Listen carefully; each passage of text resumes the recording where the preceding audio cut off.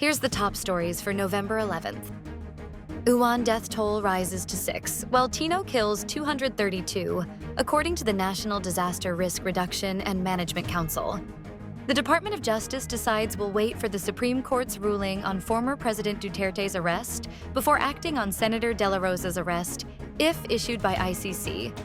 The Department of Education debunks fake news about the removal of grades 11 and 12 for the school year 2026 to 2027. The Department of Public Works and Highways will file charges against the contractor over the damaged Navotas dike. Uwan weakens outside the Philippine area of responsibility, but strong winds are still felt in Northern Luzon.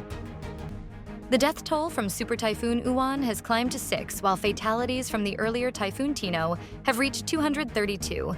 The National Disaster Risk Reduction and Management Council reported Tuesday, November 11th. According to the latest situation report, Uwan left 6 people dead, 3 in Cagayan Valley and 1 each in Bicol, Western Visayas, and Eastern Visayas. There were also 13 injured individuals, while no one has been reported missing. Despite its strength, disaster officials said Uwan's relatively low casualty count reflects the success of early evacuation efforts, with nearly 1.5 million people preemptively moved to safer areas before the typhoon's landfall.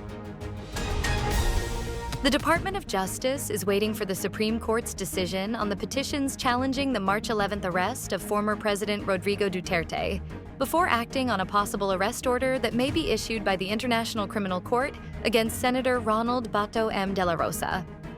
As far as the department is concerned, we would opt to have that resolution from the Supreme Court so that once and for all, at least it could be decided whether the first course of action undertaken by the government when the arrest of the former president was undertaken in March would be the correct course of action, said DOJ Prosecutor General Richard Anthony D. Fadulian said during a press briefing. He also said that the DOJ has been following up from the SC as to when the resolution on the matter will be released. The Department of Education on Tuesday, November 11th, cautioned the public against fake news circulating on social media that falsely claims grades 11 and 12 will be removed from the K to 12 curriculum starting school year 2026 to 2027. In an official advisory, DepEd clarified that the viral post about the supposed removal of senior high school is false and urged Filipinos to be vigilant against online misinformation. The department emphasized the importance of digital literacy and responsible social media use, especially when it comes to issues concerning the education sector.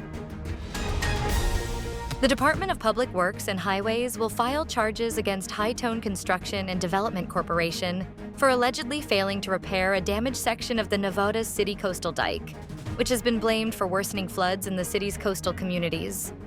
DPWH Secretary Vince Deason said they will take over the long-delayed repair after High Tone allegedly failed to act for more than a year since its dredging barge struck the dike during Typhoon Christine in October 2024. The incident left a 20-meter breach unrepaired, and as a result, hundreds of residents were forced to flee their homes due to flooding in the area during the onslaught of Super Typhoon Uwan.